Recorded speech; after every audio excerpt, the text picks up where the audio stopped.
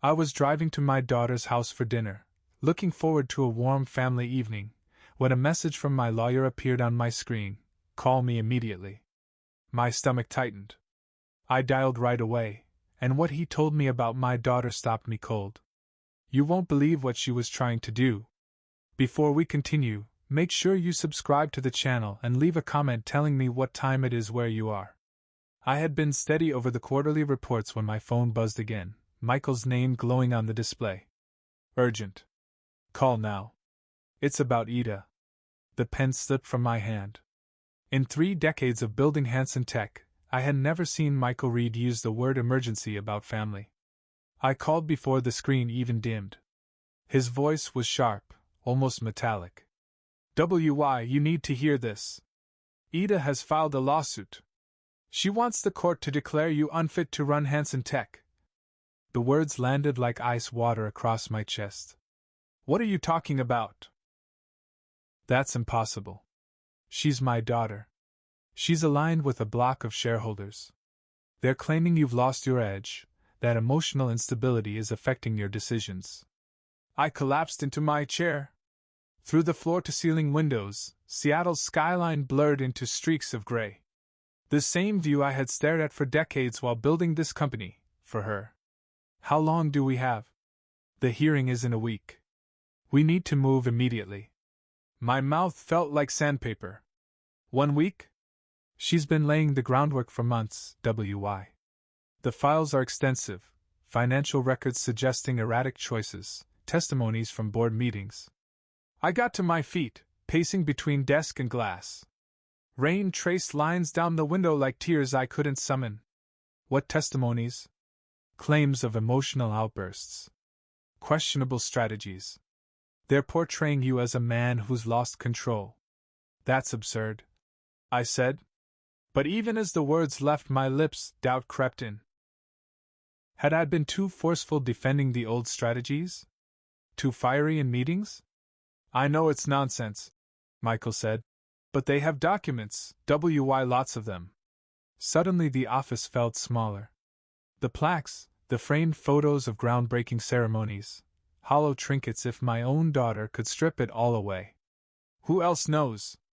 The filing is sealed, but the shareholders she recruited, James Corbin, Patricia Wheeler, 3 more, they're meeting tomorrow. I gripped the phone so hard my knuckles whitened. She had lured them with promises of higher dividends under her leadership. Her leadership. The betrayal cut deeper than any loss in business ever had. Ida. My brilliant, ambitious daughter. The one I had prepared to take over someday. But not like this. Never like this. "What do you need from me?" "Everything. Full financial records. Medical documentation proving your health. Witnesses to your character and capability. We're building a defense from the ground up in 7 days." I shut my eyes. Just 2 days ago, I'd been planning to announce her promotion to CEO within the year. Now she was trying to destroy me. "WY, are you still there?" "I'm here." My voice sounded like it belonged to someone else. "Set up whatever meetings are needed. I'll clear my calendar." "Good. And WY, don't confront her yet. We have to understand their strategy first." When I hung up, the office was steeped in shadows. Seattle's lights glittered below, but the warmth had drained from the room, and from my life. Mechanically, I gathered my things: coat, briefcase, keys.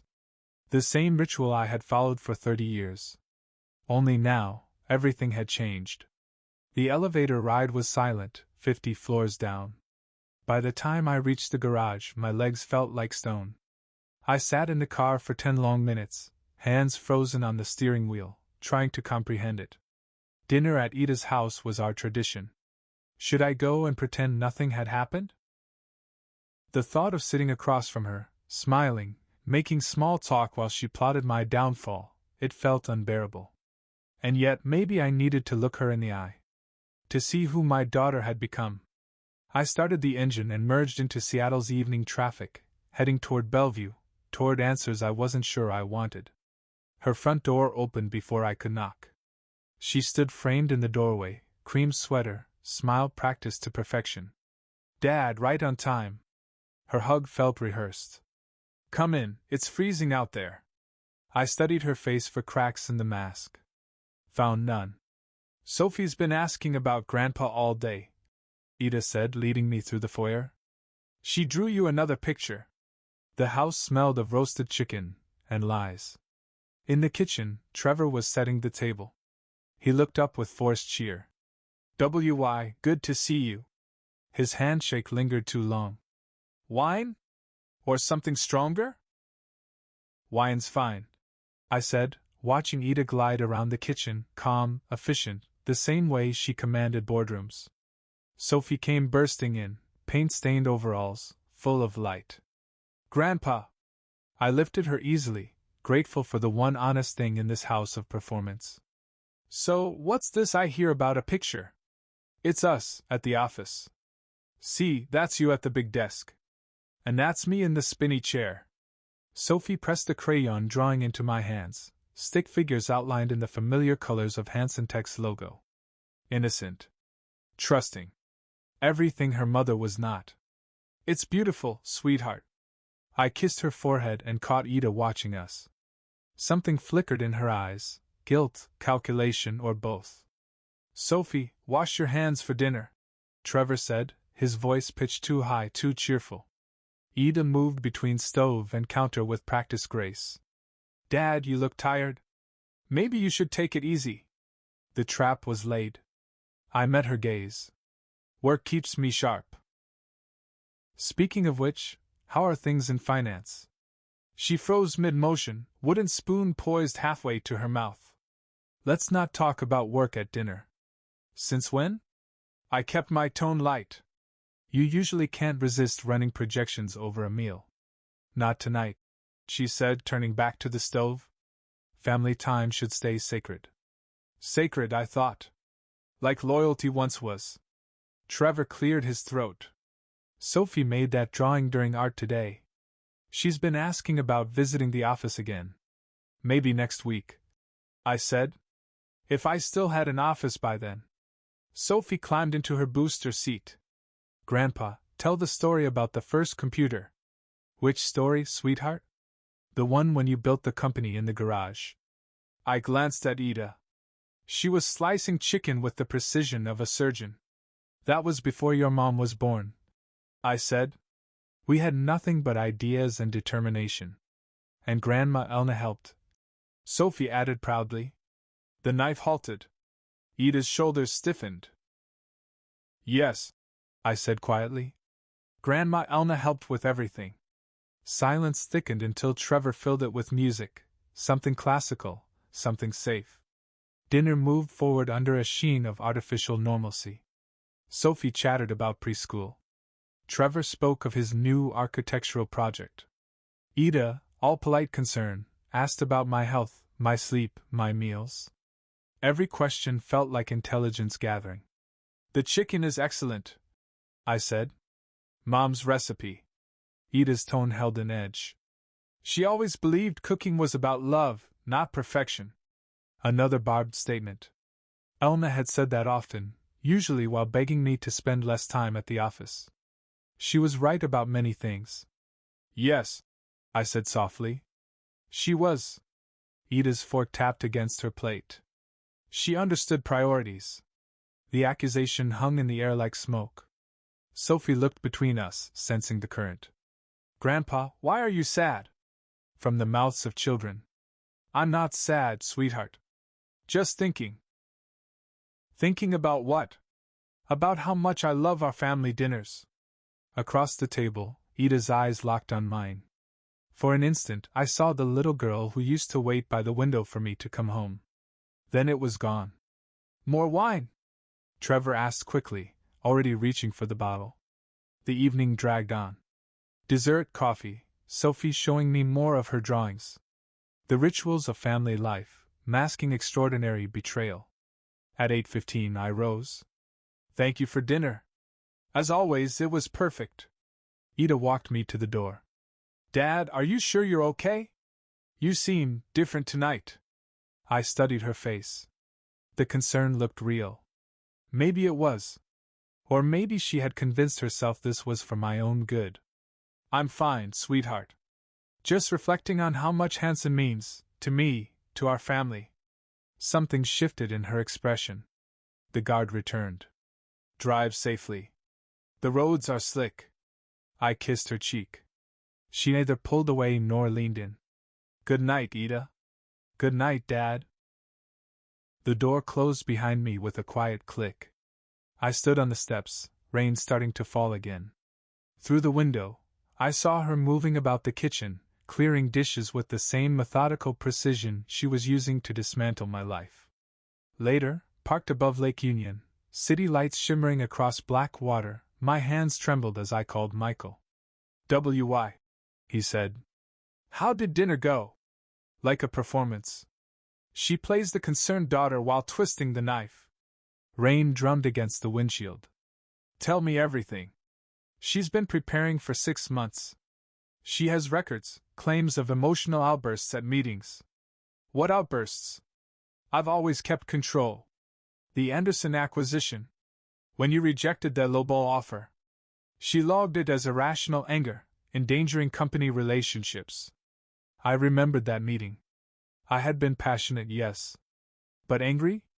No. There was a difference. What else? Financial decisions. She framed them as sentiment over strategy. The charity partnership with Ella Lenina's foundation, the employee retention program, initiatives that cost money but weren't immediately profitable. My throat tightened.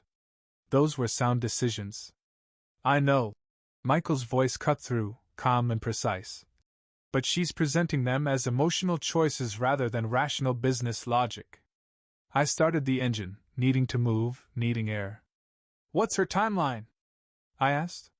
"Hearing next Friday. If she wins, she gets temporary control while you undergo psychological evaluation.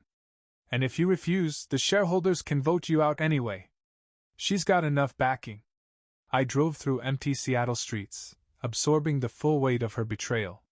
Not just an attack, but a methodical dismantling of everything I had built. At home, I climbed to my study. 30 years of memories lined the walls, awards, photographs, the accumulated detritus of a successful life. I opened my safe and pulled out Elna's letters. Letters from her final months, when she knew she was dying. When she tried to warn me about priorities. "We need your attention more than the company does. She thinks you don't love her." I had dismissed her warnings then. Ada was successful, independent, thriving. How could she doubt my love? But doubt had evidently curdled into something darker. I found the folder marked EDA personal school records, report cards, photos from company events where she stood proudly beside me, eager to share in my achievements. When had that pride turned into resentment? My computer chimed with an encrypted email from Michael. Legal documents. Ada's formal complaint, dense with accusations and medical assertions. Subject displays increasing emotional volatility and attachment to outdated business practices. Refusal to embrace modern corporate strategies suggests diminished cognitive flexibility, consistent with early-stage dementia or depression following spousal loss. Depression following spousal loss. They were weaponizing Ella Lenina's death against me, using my grief as proof of incompetence. I poured 3 fingers of scotch and kept reading. Character witnesses ready to testify about my declining judgment. Financial analysts poised to argue my decisions were emotionally driven. Medical experts prepared to suggest I required compassionate intervention. A full-scale character assassination cloaked as concern for my well-being. Brilliant in its execution, devastating in its effect. At 1 a.m., I closed the laptop and sat in darkness. Rain tapped against the windows. The house felt immense and empty. Elena's photographs stared at me from the desk. She had known this day would come. Had tried to prevent it. "She doesn't understand why you love the company more than her." But I didn't love the company more. I had built it for her, for our family's future. Every late night, every missed dinner, every sacrifice, it had been for them. I had failed to communicate that. Failed to show Ida that my ambition was love, expressed in the only language I knew. Now she spoke a different language, the language of corporate warfare, and she had learned it well. Too well. I opened my phone and began typing notes. Names of allies, potential strategies, evidence to prove my competence while dismantling her case. If Ada wanted a war, she would get one. She had underestimated her opponent. I hadn't built Hansen by surrendering to stronger forces. I built it by outthinking them. Dawn was still hours away, but I felt something stirring, not just anger or hurt, but strategy, purpose. My daughter had declared war on everything I had built, everything I was. Time to remind her who had taught her to fight. The elevator climbed toward Steve's floor with deliberate precision. I shifted the briefcase containing 2 weeks of evidence. Time to stop playing defense. Steve Wilson's corner office occupied the same building as mine, 3 floors down. Same view of Lake Union, different perspective on everything else. His assistant waved me through. "He's expecting you, Mr. Hansen." Steve looked up from his quarterly projections, reading glasses perched on his nose. 60 years of friendship reflected in those familiar blue eyes. "WI, perfect timing. I was just reviewing things. We need to talk." I set the briefcase on his conference table with a deliberate thud. "Close the door." Something in my tone made him move quickly. The click of the lock sounded final. "What's wrong?" "Ida is trying to have me declared incompetent." Steve's face flickered through 3 emotions in 2 seconds: confusion, disbelief, concern. "That's impossible." I opened the briefcase. Legal documents spread across the polished table like battle plans. She filed suit 2 weeks ago, seeking temporary control while I undergo psychological evaluation. Steve sank into his chair. "Why didn't you tell me sooner?" I asked. "I needed to understand the scope first," Steve replied. I pulled out the shareholder analysis. "Look at this." The document spread our investor base like a tactical map. Green for loyal, red for swayed by Ida, yellow for undecided. Too much red. "Corbin's already committed," I said. "I said Patricia Wheeler too?" 3 others, Steve added. I studied the names. "She promised Corbin a 15% dividend increase." "Based on what?" "Staff cuts. Automation. AI implementation," Steve replied, grim. A chill settled in my chest. That would destroy the company culture we'd built over 30 years. Young shareholders didn't see that. They only cared about numbers. Steve had been monitoring internal communications, using co-founder access to company emails. His intelligence painted a clear picture. Ida was methodical. Each shareholder approached with tailored promises. Corbin got profit projections, Wheeler efficiency studies, others modernization speeches. "She's selling them a fantasy," I said. "A profitable fantasy." Steve pulled up the email chains. "Look at these revenue forecasts. She's projecting massive growth by firing half the senior staff and automating customer service." "This isn't innovation," I said, spreading our financial reports across the table. "It's corporate vandalism. Try explaining that to shareholders watching tech stocks soar." I highlighted our actual performance: steady growth, consistent profits, satisfied employees. 12% annual growth, I said. Retention at 94%. Customer satisfaction industry leading. And she promises 25% growth through strategic restructuring. The phrase made me sick. Strategic restructuring. Corporate speak for destroying lives. What about Corbin? Is he completely lost? Steve leaned back. Maybe not. He respects long-term stability, but he's scared of missing the next big wave. Then remind him what happens to companies chasing every trend. I pulled out a folder marked competition analysis. Companies that had followed Ida's preferred strategies. Most had imploded within 5 years. Remember TechFlow Industries? Steve nodded grimly. Automated everything. Stock tripled. Then customer service collapsed. Exactly. They're worth 20% of their peak now. We spent the next hour mapping strategy. Which shareholders could we sway? What evidence would convince them? How do we present our case without appearing desperate? Outside, February rain beat against the windows. Seattle gray, perfect for corporate warfare. There's something else, Steve said quietly. Her legal counsel. Laura Blake. Michael had briefed me. Aggressive. Courtroom predator. She turns hearings into theater. Then we give her a better show, I said. Steve's computer chimed, a calendar reminder. Board meeting next week. Routine quarterly review. She'll make her move there, I said. Unless we move first, Steve added. I closed the briefcase but left the analysis documents spread across the table, visual evidence of our campaign. Schedule a meeting with Corbin. Private lunch this week. What's your angle? Fear. Show him what happens when investors bet against proven leadership. Steve reached for his phone, scrolling contacts. Thursday works. Morton's downtown. Neutral ground. The afternoon light faded. In 2 hours I transformed from victim to general. Ida wanted a war. She'd get one, but she'd underestimated her enemy. I hadn't built Hansen Tech by surrendering to stronger forces. I built it by outthinking them. Michael's law office occupied the 20th floor of Columbia Center. Mahogany and leather-bound authority. I arrived 10 minutes early, briefcase heavy with Steve's intelligence. The receptionist offered coffee. I accepted. This would be a long morning. Mr. Hansen? Michael appeared in the doorway. Ready for war? His conference room had become a command center. Ida's lawsuit documents covered one wall. My defense materials the other. Between them, empty space for battle plans. Show me everything, I said. Michael lifted a thick folder, Ida's official filing. 47 pages of accusations, evidence, medical recommendations. Surgical character assassination.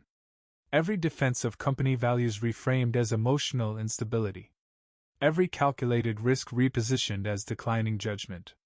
She claims you've lost touch with market reality, Michael said. Our profits grew 12% last year, I said.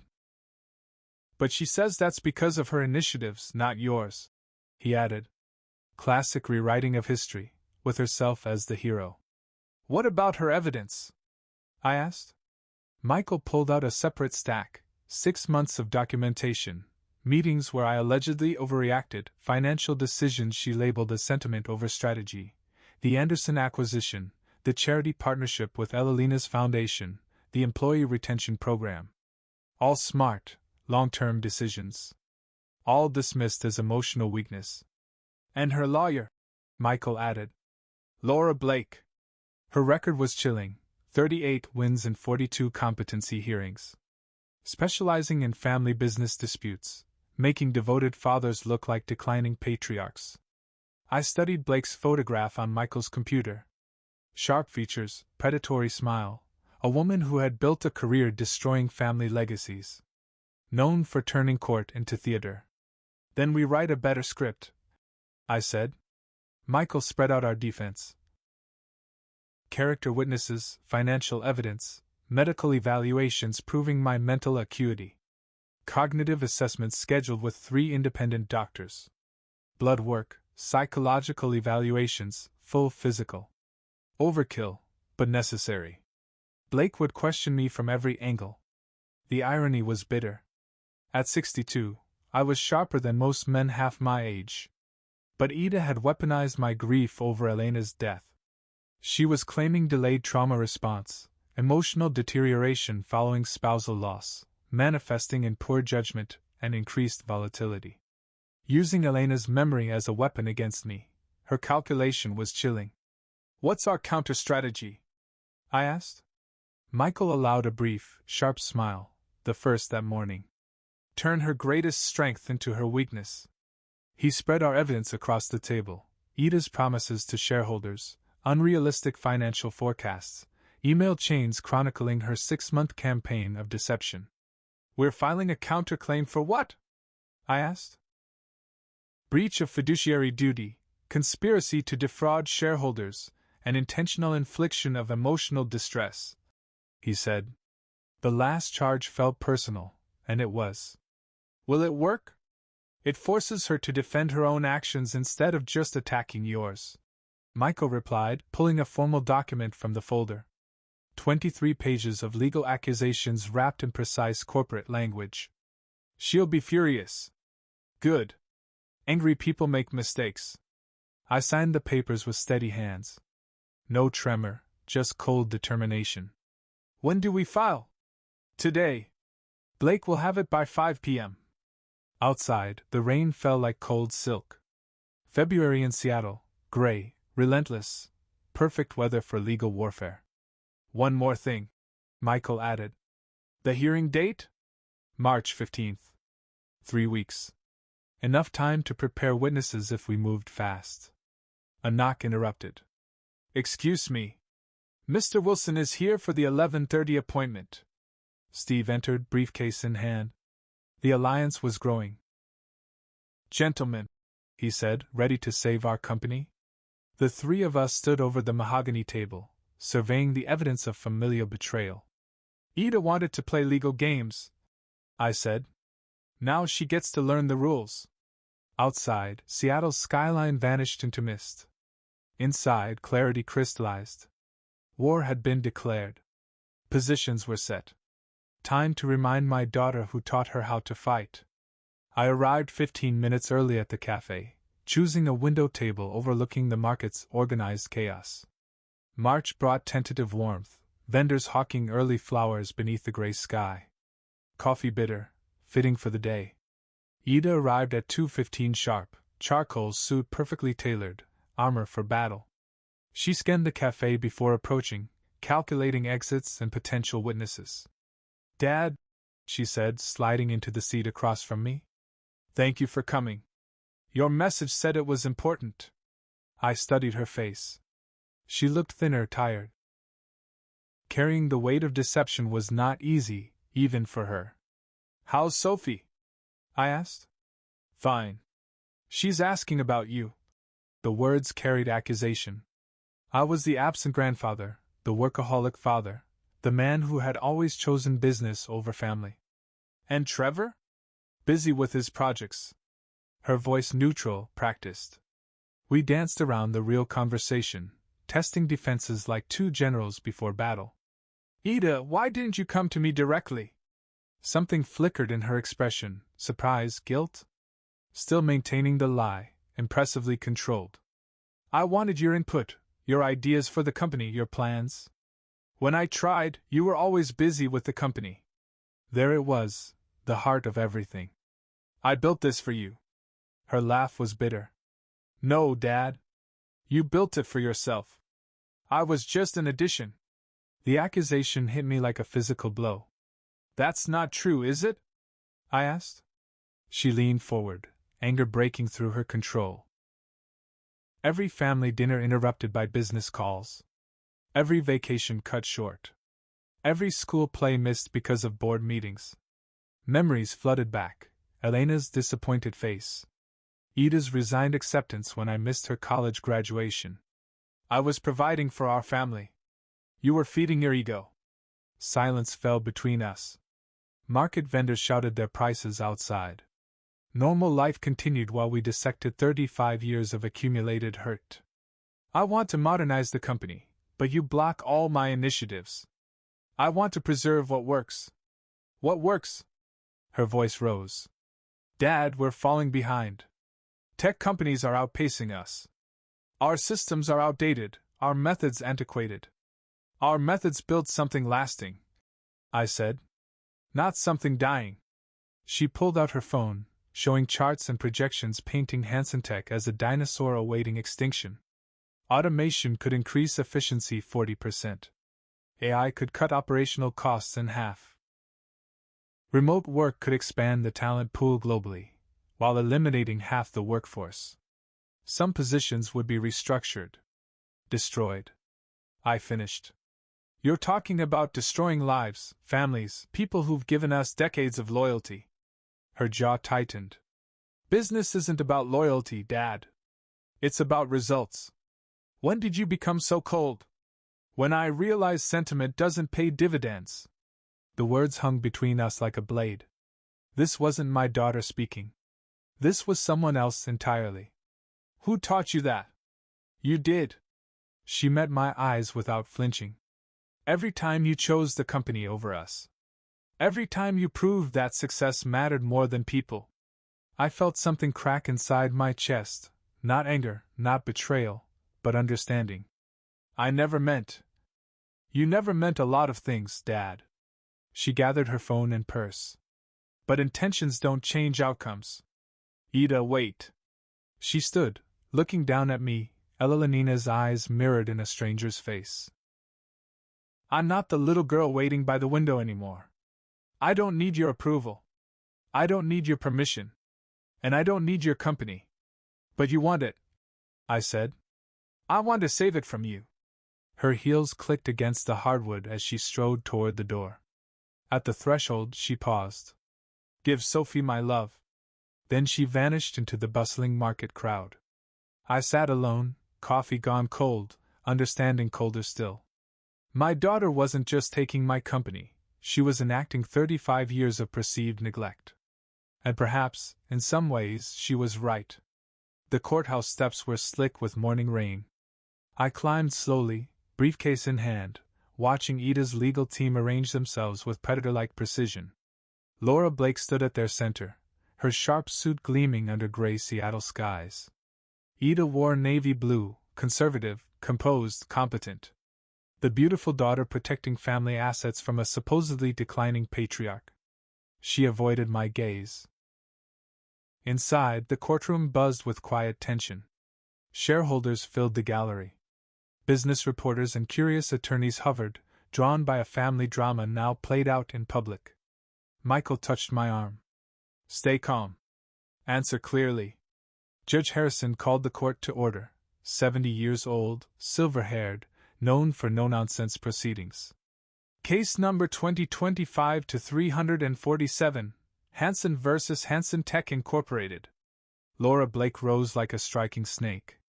Your Honor, this case concerns an aging executive whose judgment has become compromised by grief and stubbornness.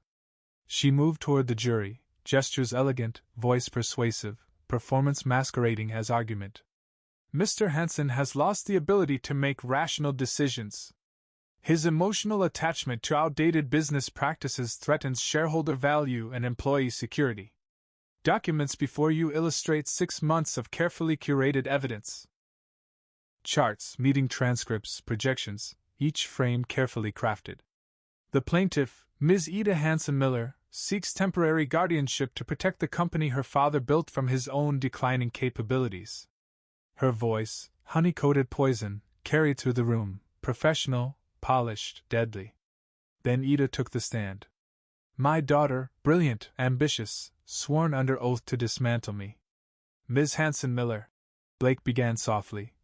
Please describe your father's recent behavior. My father is guided by emotions, not business logic, Ida said evenly.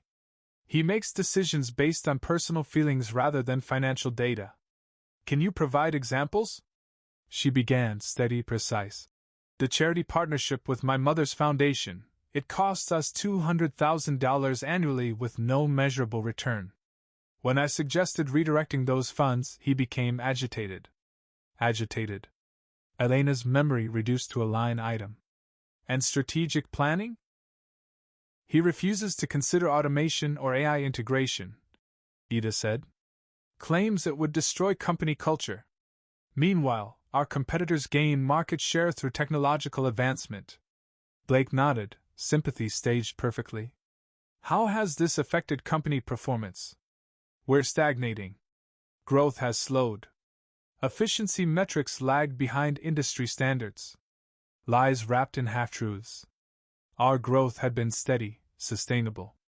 Employees loyal because we treated them as people, not resources. In your professional opinion, what does the company need? Fresh leadership. Modern strategies. Focus on profits, not sentiment. The words landed like physical blows. This wasn't my daughter speaking. This was someone else entirely. Michael's cross-examination was surgical. Ms. Hansen Miller, what was Hansen Tech's profit margin last quarter? 12%. And the quarter before? 11.7. So under your father's supposedly incompetent leadership, profits are rising? Short-term fluctuations don't indicate long-term viability. And employee retention? 94% annually. Industry average is 67%. Michael interjected, prompting a hesitant pause. So your father maintains higher employee satisfaction than industry norms while increasing profits? Retention can indicate resistance to necessary change, Ida replied. Michael's smile was cold. Or exceptional leadership, Blake objected. The judge sustained it, but the damage was done. James Corbin testified next, straightforward and profit-focused. We need leadership that prioritizes shareholder value. Ms. Hanson Miller understands modern business realities. By the end of the morning session, I felt drained. Watching your daughter publicly dissect your competence required a strength I hadn't known I possessed. Michael squeezed my shoulder. Phase 1 complete. Tomorrow, we fight back. Outside, Seattle's spring rain continued. Ida walked past, ignoring me, flanked by her legal team. My little girl, who once waited by the window for Daddy to come home, now she couldn't wait for me to vanish. My assistant knocked softly. Mr. Hanson, there's something you need to see. Sarah placed a folder on my desk, marked Employee Communications, Confidential. Her expression was grim. Ida's been holding private meetings, promising salary increases that could bankrupt us. I opened it.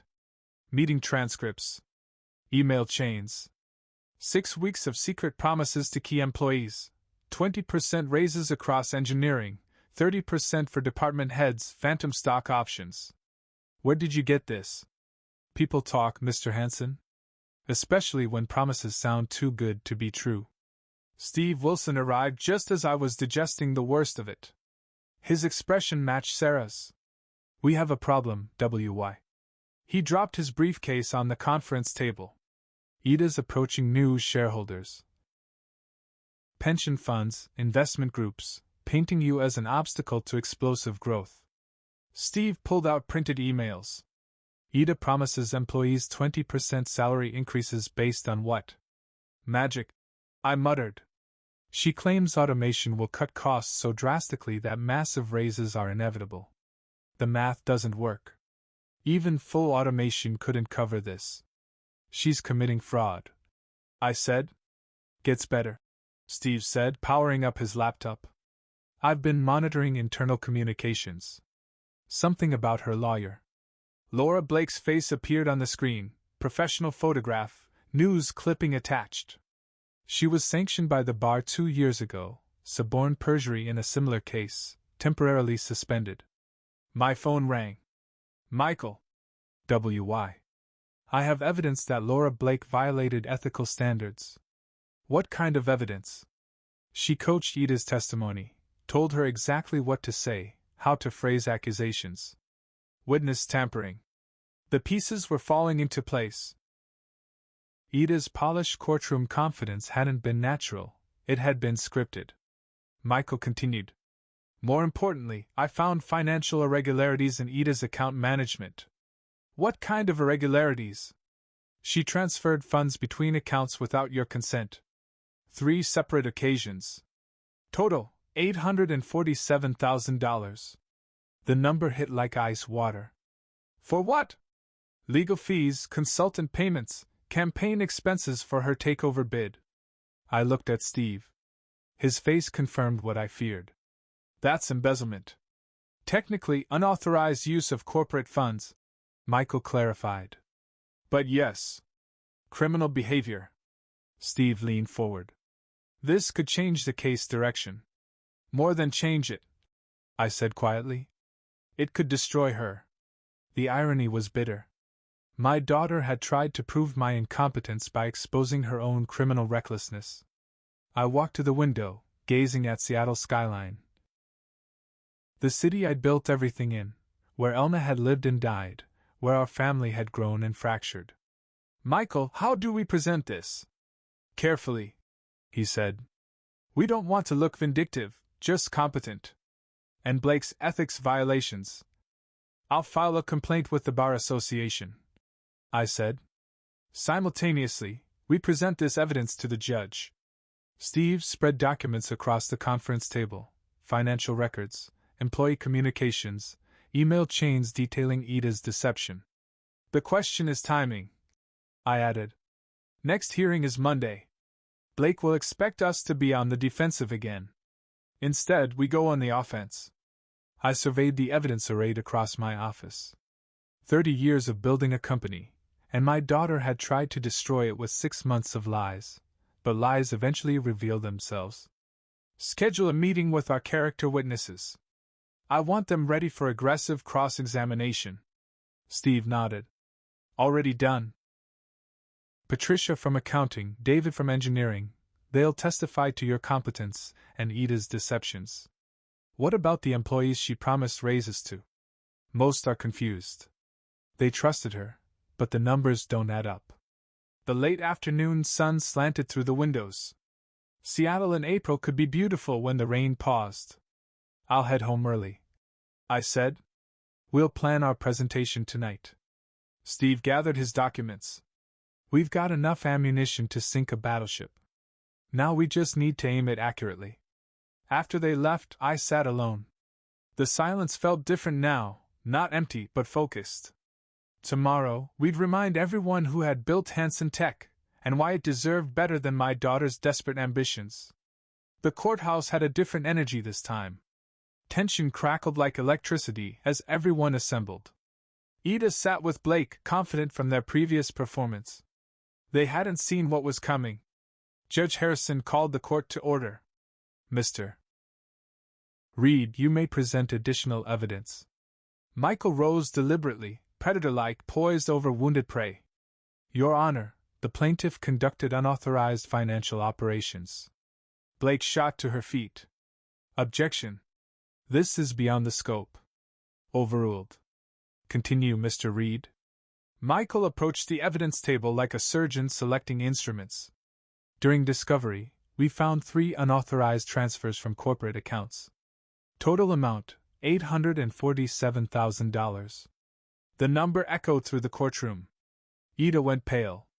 These funds were used to finance Ms. Hansen Miller's legal campaign against her father, without board approval, without documentation, without authorization. Michael projected bank statements onto the courtroom screen, dates, amounts, recipient accounts. This constitutes embezzlement of corporate funds. Blake scrambled. Your Honor, these accusations are desperate attempts to discredit my client. Desperate? Michael's smile was cold. These are bank records. Mathematics doesn't lie. He turned toward Ida. Somehow, she looked smaller, the confident executive replaced by a trapped woman watching her world collapse.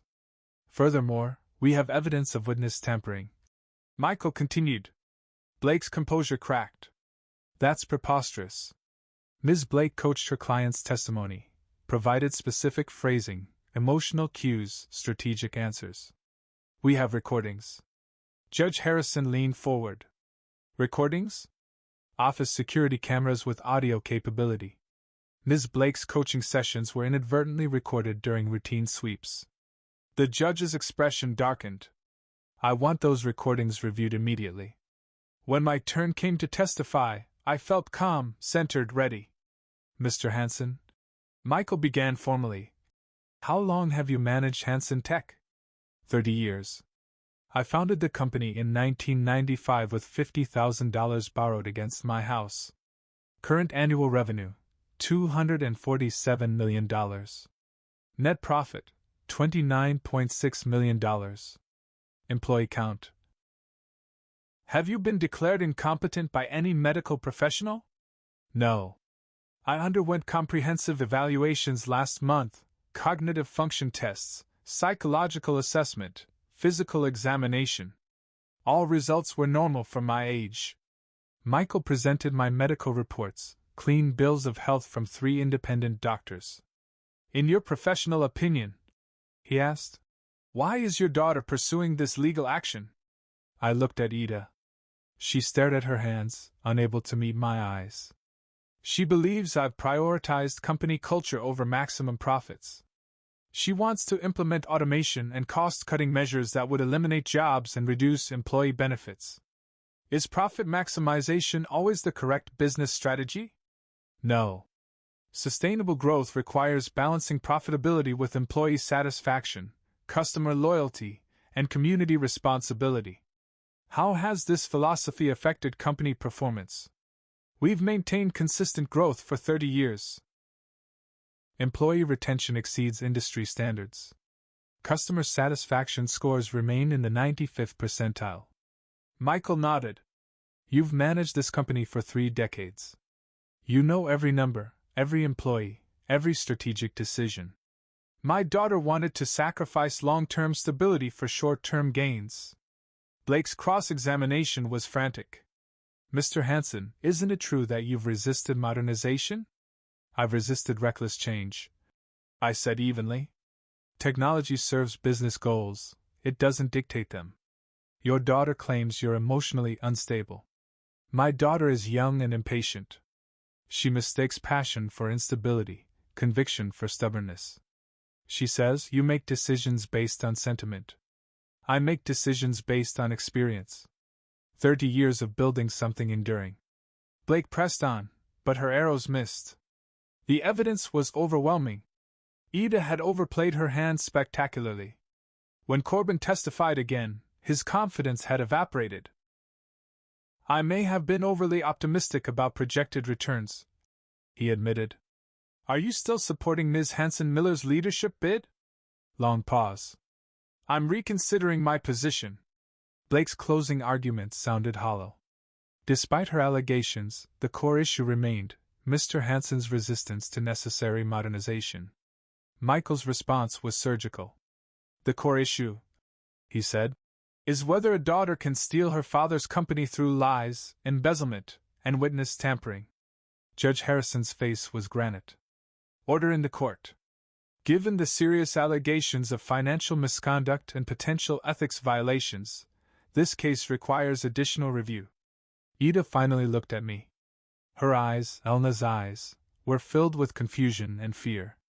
The court will reconvene in 1 week for a final decision. As the courtroom emptied, Ida approached slowly. Dad? For a moment she looked like the little girl who once asked for bedtime stories. I never meant for it to go this far. But it did, sweetheart. It did. She walked away with her ruined legal team, leaving me alone with the wreckage of our family. Victory felt hollow when it meant destroying your own daughter. All rise for the Honorable Judge Harrison. The courtroom obeyed. Shareholders, lawyers, family members who had become strangers, all stood. I felt Steve's reassuring presence beside me as the judge entered, bearing the weight of final judgment. Papers were arranged with judicial precision. Please be seated. Silence was absolute. 3 months of family warfare reduced to this moment. In the matter of Hansen versus Hansen Tech Incorporated, I have reached my decision. My heart hammered in my chest. Across the aisle, Ida sat rigid, Laura Blake's hand on her shoulder. After reviewing all evidence, testimony, and documentation, the court finds no grounds for declaring Mr. Hansen incompetent to manage his business affairs. Relief flooded through me like warm water, but it felt hollow. Furthermore, the evidence of financial irregularities and potential witness tampering raises serious concerns about the plaintiff's conduct. The case is dismissed. Mr. Hansen retains full control of Hansen Tech Corporation. Steve leaned forward. Justice has prevailed. But justice felt cold when it meant destroying your daughter. Michael shook my hand professionally. Congratulations, W.Y. Your competency has been vindicated. Vindicated? The word tasted bitter. Across the courtroom, James Corbin approached, opportunistic as always. Mr. Hansen, I want to express my full confidence in your continued leadership. Yesterday he backed Ida's revolt. Today, he was loyal. Of course, James. Business as usual. Laura Blake gathered her papers with mechanical precision. Her career had suffered a significant blow. Ida sat motionless, staring at her hands. The courtroom began emptying. Reporters scribbled notes. Shareholders whispered strategies. Normal life resumed while a family had torn itself apart. I couldn't move. Victory should have felt better. Steve touched my arm. You did what you had to do. Did I? Or did I just prove Ida right about my priorities? You protected what we built. The company is safe, your reputation intact, shareholders reassured. Everything preserved, except your relationship with your daughter. Ida rose slowly, gathering her purse. Trevor waited near the doors, relief evident. She looked so small, so defeated. I made a decision that surprised even me. Ida. She turned, eyes red-rimmed but dry. Dad, this doesn't have to be the end of our story. Something flickered in her expression, hope, fear. I lost everything, she whispered. No, I said gently. You only lost a battle, not the war with life. Steve watched carefully. Michael pretended to organize papers while listening. Can we talk privately? Ida glanced at Trevor. He nodded. Not here, she said quietly. Coffee somewhere neutral. I need time to process this. Of course. I stepped closer. You're still my daughter. You're brilliant. Capable of great things. Her composure cracked slightly, even after everything I'd done. Especially after everything you did, I added. It took courage to challenge me, even if the method was wrong. She looked at me with Elna's eyes, confused, hurt, but seeing something new. I'll call you next week. It wasn't much, but it was a beginning. As she walked away with Trevor, I felt something unexpected, not victory, not vindication, but hope. The company was mine. The family could still be saved. And maybe, just maybe, we could build something better together. 10 days later, I sat on a bench overlooking Lake Union. The water sparkled in late afternoon sun, Seattle's skyline rising like promises behind the trees. I'd arrived early, needing time to prepare. This conversation would determine whether we had a future. Or just a legal past. Ida appeared at 3:15, walking slowly across the grass. Jeans, simple sweater, no business armor, no defensive walls. Just my daughter. Dad, she said, sitting beside me at a careful distance. Thank you for coming. I've been thinking about what you said at the courthouse. The lake lapped against the shore. Joggers passed. Normal life continued while we attempted to rebuild ours. Dad, I never felt like you were proud of me. The words hit like physical blows. Ida, every achievement felt invisible. Every success seemed less important than the next board meeting. I turned to face her fully. I was always proud of you. I just didn't know how to show it. Mom's voice echoed across 5 years. She had said, I needed words, not just opportunities. She needs your attention more than the company does. Your mother had been wiser than I ever gave her credit for.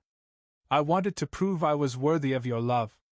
My love doesn't need proof. It's unconditional.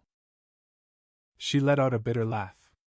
Then why did it always feel conditional? Why did every conversation turn to work? Why was the company always more important? I gazed at the water, sailboats drifting toward the harbor. How do you explain 30 years of misguided priorities? I built Hanson for you, for our family's future. Every late night, every missed dinner, every sacrifice. I thought I was providing security. But I see now. I was also providing distance. Yes, you were. The admission felt like exhaling after holding my breath for decades. I had confused providing with parenting, success with love. Her eyes glistened. I needed my father, not a benefactor. I needed to learn the difference. Silence stretched between us. Honest, not uncomfortable. When I filed that lawsuit, she said softly, I wasn't just fighting for the company. I wanted recognition, validation, to prove I mattered to you. You've always mattered. I just showed it poorly. She wiped her eyes with the back of her hand. I nearly destroyed everything. No, I said firmly. You nearly saved us. How can you say that? I embezzled money. I lied to shareholders. I tried to have you declared incompetent. You forced honesty. I continued. You made us confront what was broken. The lake reflected scattered afternoon clouds. Seattle in late spring felt full of possibility. What happens now? She asked. That depends. Do you still want to modernize the company? You trust me with that? What do you say about shared leadership?